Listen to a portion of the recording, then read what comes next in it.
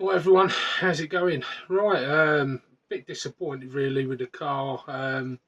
Not that there's anything wrong with it's just that those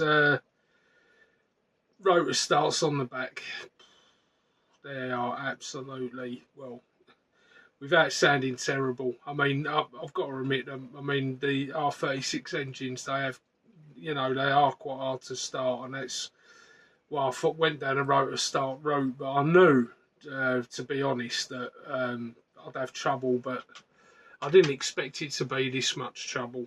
I mean, that is half. Don't know which half that is. Yeah, that's the bit that you put the. That's the bit there. You see that? That's the bit that you put your sort of like hex starter in, and that's the bit that sort of sits onto your rotor start, and it literally, look, split it straight in half. I mean, look, you can see that, can't you? Oops, dropped it. Where's it gone? But yeah, you can see literally just rip that straight in half, and the engine hadn't even flooded or anything. It's just how tight the engines are. That's one major issue. So I've ordered the pole starts. Now I've got to order some one-way bearings for it. That's I didn't really want to be throwing a load of money at this car, to be honest. I put a fair bit into it as it was, and I thought I'll get it up and running. I did do a short of it running with all the excitement. I got it started up, got both engines running. So quick throw it on the grass, and I said to my wife, "Quick, video it." It lasted about 10 seconds before one of the engines cut out, which is understandable. These engines ain't been run for a while, and they need sort of like sitting for a bit, let them run, probably get a tank through. With saying that tank of fuel, it lasts about, well, probably about 3 minutes, if that. And that's just sort of ticking over. So they eat fuel really badly. I can understand why people have two tanks. Like I say, this was just a project just to see if it can be done. Well, not that it can be done because it has been done a few times. There's a few videos out there, with twin engine buggies and things, virtually the same as what I've done. That's what sort of like spurred me along. Plus, I've had quite a bit of sort of like, help in that sense, because you always sort of research stuff on YouTube. It's handy for stuff like that. And I did originally have the servo on the outside, managed to get it on the inside. Didn't drill the holes where I wanted them to go, but it's one of them things, in it. I'm going to sort that out because I want the exhaust to be closer in, and I want to put a body back on it. I was talking to Lee. He's the bloke that I originally bought the car off, and I've had a couple of conversations with him on the phone now, and he's come up with some good suggestions and some good ideas. I might even think about trying to get hold of if the Hyper, I think it's the Hyper ST Truggy, sorry.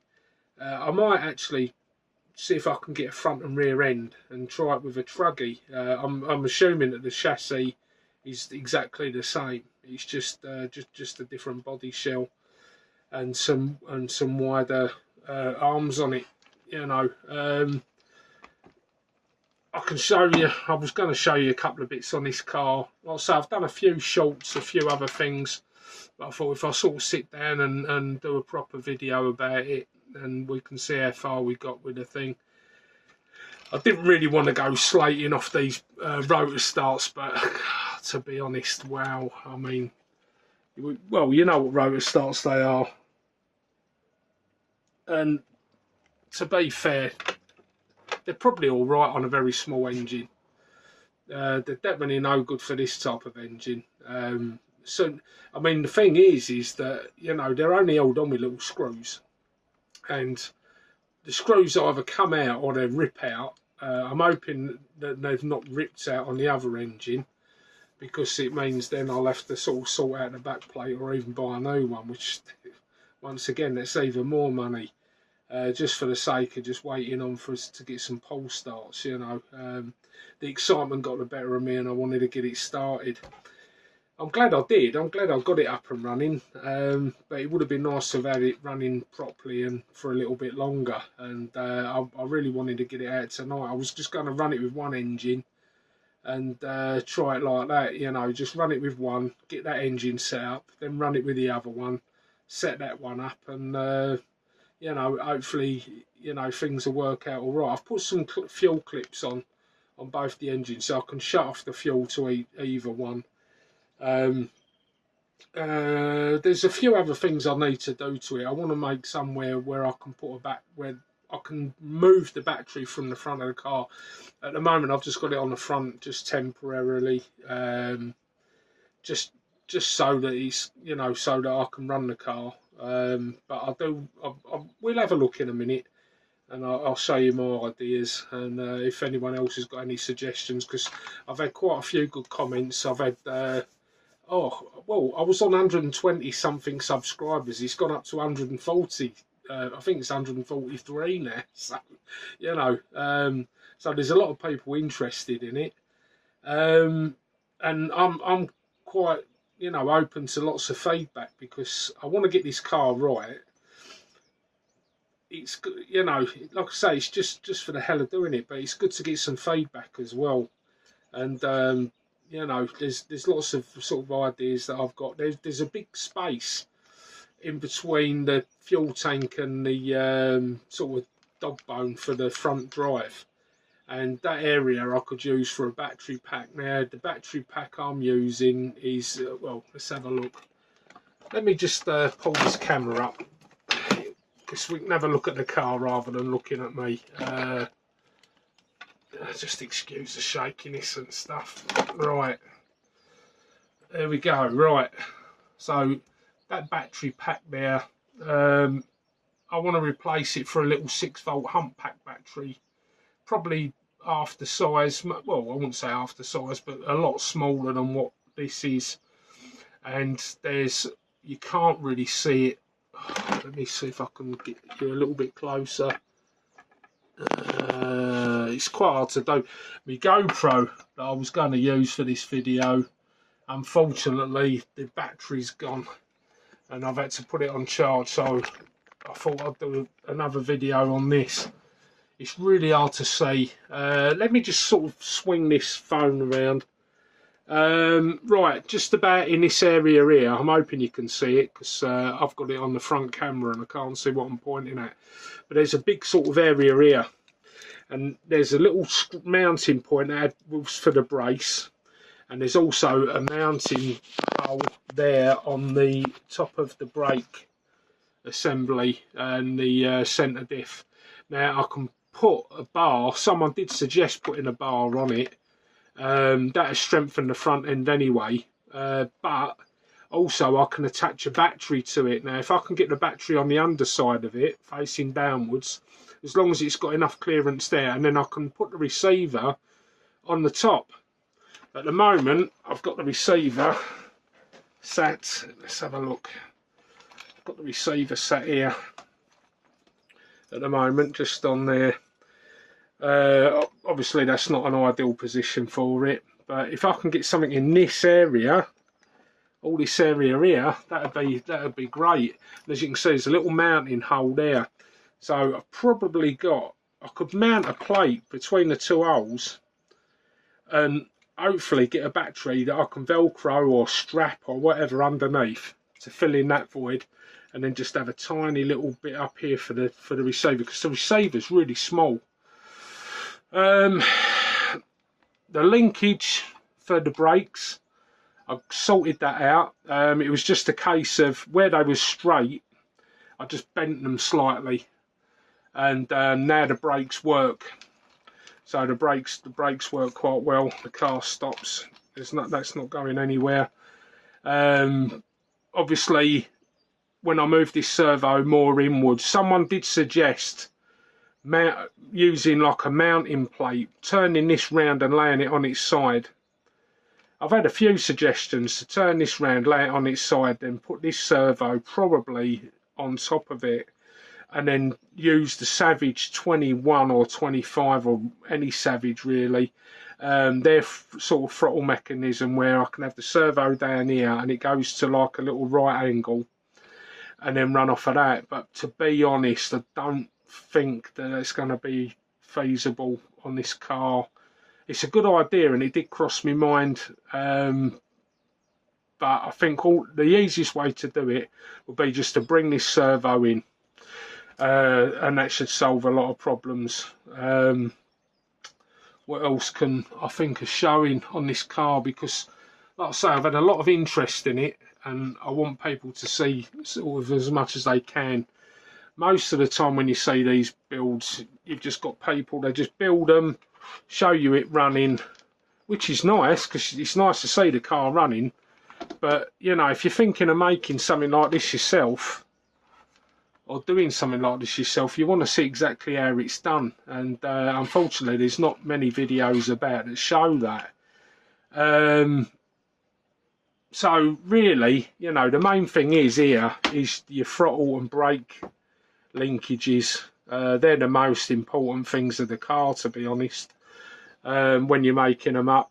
Like I say, I've had to swap the carburetors round the other way because usually on most radio controlled cars like this, the carburetor's facing this way, and then it, you know, so everything's working in reverse. You know, it's sort of like your throttles are push rather than pull, and your brakes are push rather than pull.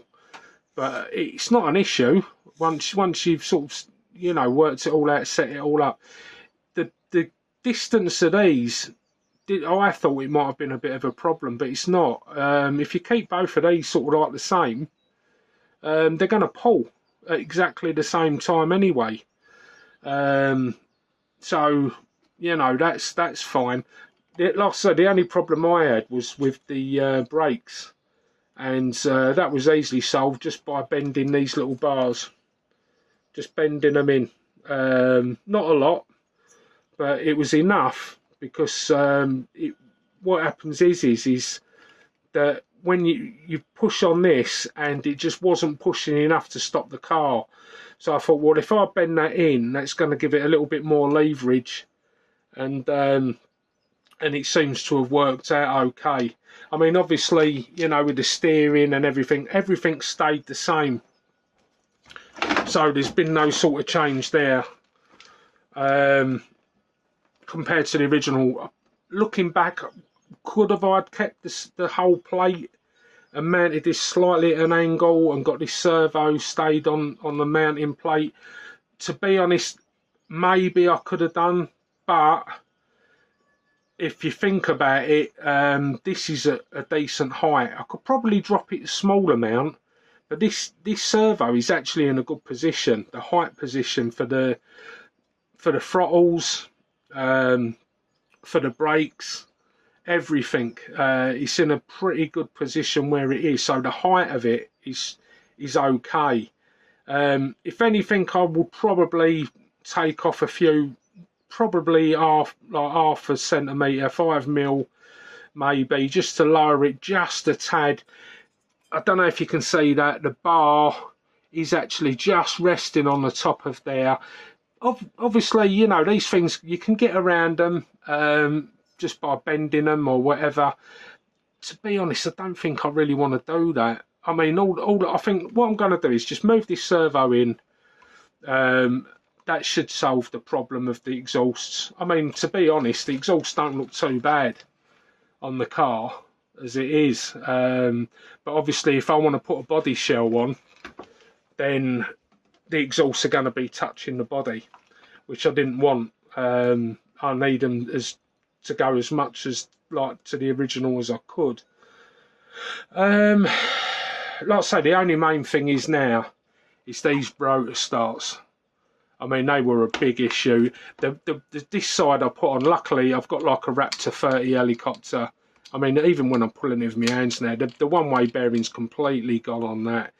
This one, it looks tight, but as soon as you put a starting wand on it and it starts turning, the whole lot of this starts to move. and the gearing inside, you can hear it sort of, you know, it's not actually catching, so it's pulling away from it. Were they worth, I think, what did I pay for them each? I think that was about £13–14 each, so £28. Really and truthfully, I should have just put the extra £10 or £12 to it and just got some pole starts there and then. Now I'm really sort of suffering because now I've got to get 2 one-way bearings as well, because obviously, you know, this one, the one-way bearing's completely shot. I mean, I know it's tight when I use my fingers, but as soon as you go to turn the engine over, it just spins. It's just absolutely useless. You know, and I mean that proves it, doesn't it? Just completely split in half. They're not designed for big engines. Definitely not. 0.21. I probably wouldn't even go any bigger than that, to be honest. You know, if I was to put one on a 28 engine, they can be quite tight as well, and they're only held on with the 3 screws. And the way that these are designed, you're kind of pushing away. Even though that's facing downwards, you're better off with the ones that are facing the back because you're actually pushing into it. These are sort of pushing away. So as you're turning, it's not pulling into it, it's pulling outwards. And these are really small screws that hold them on. And yeah, so bit of a bad move that, but you sort of live and learn, don't you? That was a bit of a mistake. I don't know what else. If anyone else wants to see anything else about this car and wants to know anything, just get in touch. Just message me in the comments or whatever, and you know, I can sort of go over a few things. Hopefully, in the next sort of videos, I'll have it up and running properly. Let me just turn this camera around. Yeah, I want it up and running properly. Let me just have a drop of my drink before it goes cold. Yeah. Oh, a nice cup of tea, that. Yeah, so that's all I can really say on the car. I wanted to make, you know, quite a few videos on this and the build video and stuff, and to be honest, you know, once I got the chassis built and I put the car together, there's no, you know, everyone knows how to put a radio control car together. Well, most people, I'm assuming, that's watching these videos are into radio control cars, and you know, this sort of thing would interest them. You know, basically, you've only got 4 screws underneath each front and rear diff. So, you know, the whole back end comes off, the whole front end comes off, and, you know, you're just left with a chassis with 2 engines and a centre diff on it. There's not much to the cars themselves. It don't take much to build one. The hardest bit was sort of planning it all out, where I'm going to put everything, and, you know, it's still an ongoing process now. Once I've sorted that out and the car's sort of like ready, you know, to, you know, have a body shell on, because that was always my thing. You see loads of these cars, and they've all got 2 engines in. No bodies on them, though, you know, and it's such a shame. I mean, it looks good, don't get me wrong, you know, and, you know, running a car without a body on it ain't going to make no difference to how it performs. But it just looks nice, and, you know, it does look sort of really good when he's got 2 engines sticking out the back. Yeah, that's really it on this car for now. Like I say, I wanted to do a proper video on it. I've done a few shorts. You've probably all seen them with the car started up and it's running and everything. You know, really, it was just a case of I just wanted to go over the car properly with everyone. If there's anything anyone wants to see or wants to know anything about, and also thanks to everyone for all the advice I've had, and I'm always open to some more. I've had a few sort of like suggestions. Oh, can you, saying that I've put a plate on to mount things, and I haven't put any plates on. It's just literally some standoffs. Let me just turn it round. I'll just show you. This the servo, I'm trying to look at the camera at the same time, sorry. The servo, you can see there, they're just like little standoffs. There's 4 of them, and that's what I've got them mounted on, and they're just screwed underneath on those blue screws there. Yeah, that's all they're mounted on. I've not used the plate at all. I'm gonna, like I say, I will make a plate up, but that's gonna be, sorry about that, it's a bit wobbly all over the place. What that's gonna do is I want to put a plate in between those 2 screw holes. Anyone that knows the Hyper 7, if you look at the centre diff at the top of it, there is a spare sort of like little hole there, and on the front, just where the mounting point is for your body, next to that there's a little tiny hole as well, and that hole was to hold a brace that went down into the front of the chassis. Now obviously, you know, I could put that back in, but then that would be sort of taking up a little bit more space, and I want to use that space for the battery, so I thought I could brace it. I've got tons of metal, I've got loads of it all lying around. I was going to make up like a little plate and see if that would fit in. I even looked at the original box. Now if I could get a box without that bit on and just have that actually is the right size. That is the right distance between those 2 holes. And I could actually put the battery pack in and the receiver and the switch all in just that one box. If I get a little humpback pack, it doesn't have to be too big. Like I say, I don't want to be running the car for hours and hours. It was literally just a case of being able to build it, just something I could just run up and down the front for a few minutes, 4 or 5 minutes. I want to take it away on holiday with me. There's someone that's interested to see it when I go down to Cornwall on my holiday, so I want to take that with me to show him, and I wanted it all sort of finished and ready, so I'm going to go down the route of either finding a small box or a smaller box. I don't even know if the Thunder Tiger EB4, I'm going to have to open mine up and have a look. It's been a long time since I've even used those cars, but if they've just got the one of these, and I think they have, I might actually see if I can get one on eBay and put that in and somehow mount that in between those 2 bolts. That'll also brace the front end with the centre diff. I know it won't be as strong as having it straight to the chassis, but if I can do that and mount it like that, then it'll free up some space at the front of the car. I'll be able to put a body on it, and if after all that and it all fails, I've also got the option then to turn it into a truggy. Because like I say, if I think the Hyper ST, I could swear it's probably the same car as the Hyper 7. It's just literally got longer arms on it, and I'll probably do that. Just convert it to a truggy and put a truggy body on it, and yeah, and it should be good fun. But at the moment, that's all I can really tell you about the car. I really wanted to do a video of it sort of running properly.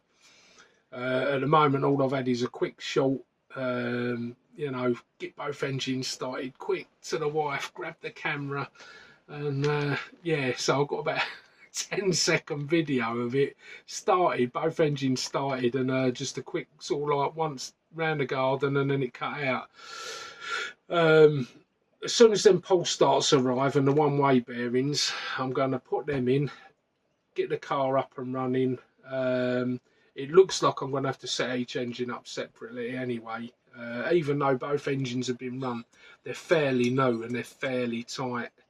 And they're going to take quite a bit of running to loosen up a bit, I should imagine. But yeah, that's going to be the next thing. So it could be a good couple of weeks now before I put a video on of it running. There's going to be a couple of other videos coming in between. I've got to finish. I fixed this up, this little car. This is an old Dave Marauder that I sorted out, oh God, quite a few years back now. That's the little car that started me off with doing the YouTube videos, because I was putting loads of stuff on Instagram. I want to get that back up and running.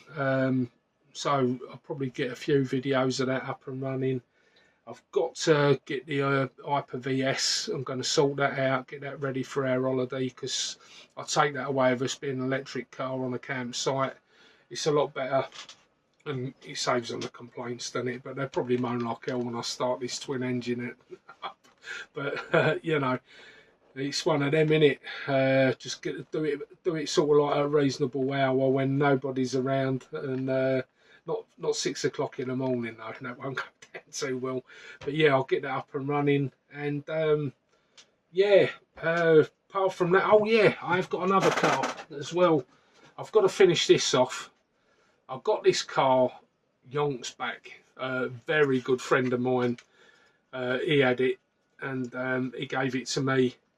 He'd driven it about, smashed it up, smashed the wheels up.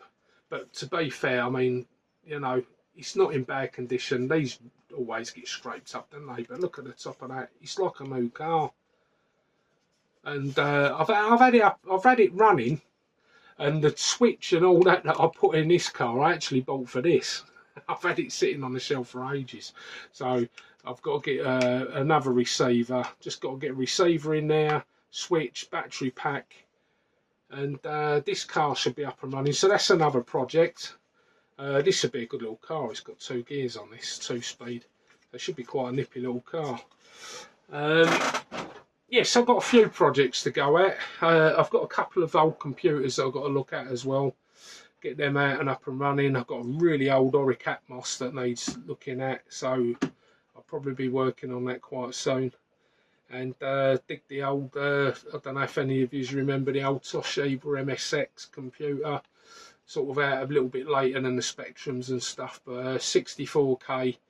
And I want to have a go on Jet Set Willy, so I'm going to have a little go at that and do some retro gaming. But that's it for me at the moment, and I'll catch you all on the next one. Hopefully it'll be a couple of weeks time for the big old twin engine buggy, and I'll make a start on either the Mardave Marauder or that little, I think it's an RS3 HPI. Get that up and running, see what I can do with that. And yeah, and there'll be a couple more tinkering videos coming. I don't think I'll be doing any radio ones. Yeah, there's not much of that happening at the moment. I do have a radio that I need to, I want to get this out. I'm going to have a go with this, get this back up and running. Very good friend of mine, he gave this to me. Unfortunately, he passed away a few years back, and he left me this. You know, before he died, he said, "Yeah, Mark, just have this radio." So this is it's got a lot of sentimental value to me. He was a really good friend, and it'd be nice just to have that up and running. I'll take that out one day and go up on the hill. I've got a wire antenna, hook that up somewhere, and do a couple of radio videos with that. But apart from that, all the PMR stuff and everything else, it's all seemed to go quite quiet now. Last couple of years it's been very quiet on there. I've bought a network radio. I've not had much use with that. I might get that up and running, see what's on there. But once again, the only thing with network radio is it's like finding the sites to actually join, to log in, because it's sort of like being like Zello, that's on your mobile phone. It's just the same as that, but you can just use a microphone instead. It feels more like a radio than just talking into your phone. Yeah, apart from that, you know, I can't really say what else I'll be doing. I'm hoping to get a lot more content out on here. I'm enjoying making the videos. I've been really enjoyed making this car. I mean, you know, look at that. I mean, I'm so pleased. It's been something I've wanted to do for a long time, and I finally managed to get it done. And yeah, so that's really cheered me up. Thanks for all the new subscribers as well. And I'll do plenty more car videos, because that's obviously what people seem to be interested in. It's a good hobby of mine. I mean, obviously you can see behind me, I like helicopters. I've got drones and all that. I've got a couple of drones that I ain't even flown yet that I need to get out and fly. I've got the DJI FPV drone. That's going to have to come out. Um, we've had some pretty rubbish weather the last couple of days, and where I am, it always seems to be too windy. Always far too windy all the time. It don't matter even if it's a nice hot sunny day. There's plenty of breeze about. It's all right for a slightly bigger drone, um, but I've got like a mini and the Neo, the DJI Neo. It's a good little drone, but it's absolutely useless in the wind. So so that's something I want to get doing. I've got a load of FPV stuff for my planes. Not done any flying this year. To be honest, I can't see me doing any flying this year either. I can't see it. Just haven't got the time. By the time I've got in from work, weekends are quite busy. The last couple of weekends I've tied up doing this car, and I haven't managed to do much else. So that ain't going down too well with the wife because obviously I've got a few jobs at home that I need doing. I've got to fix the tumble dryer. I've got to put some lights up. I've got a list of jobs to do, and they won't get done while I'm tinkering around in here. So anyway, while I'm in here, it keeps me out of trouble as well, doesn't it? But right, I'm going to catch you all on the next one. Sorry I can't have the car up and running for you today, but if you look at the shorts, you can see it does run, it does work. And now it's just a case of one-way bearings and pole starts. I should have known better right at the beginning. I did get some comments saying them rotor starts won't last 5 minutes. I can't remember the person's name that said it, but yeah, you bang on, mate. You bang on right. First sort of like couple of goes, got the car started up. When I went to do it all again, that's when the problem started. First snapped, then the one-way bearing's gone. Other one's now gone. So yeah, you were bang on, mate. Definitely right. Like I say, this is what helps me. Plenty of advice. So I'm open to all the comments. And yeah, right. Enough of me waffling on. I'm going to drink my cup of tea before it goes completely cold. And I'll catch you all on the next one.